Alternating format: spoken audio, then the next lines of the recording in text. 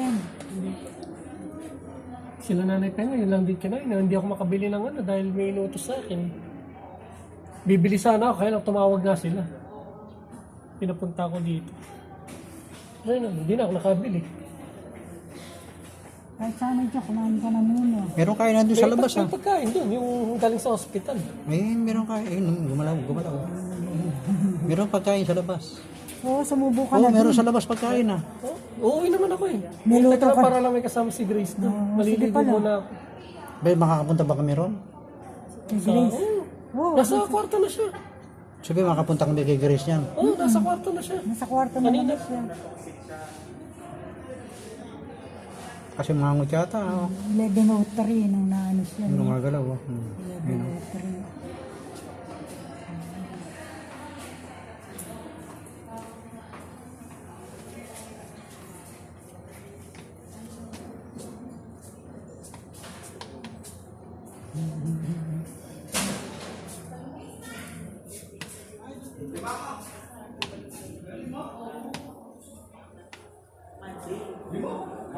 Kalaki niya, 3 point, ha?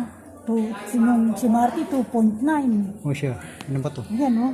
Kilograms, ayun siya, oh. 3.5. 3.5. O siya, mas malaki yung Marte. 3.9 si Marty nun. 3.9. Hindi ang laki. Buti hindi ka nasisari.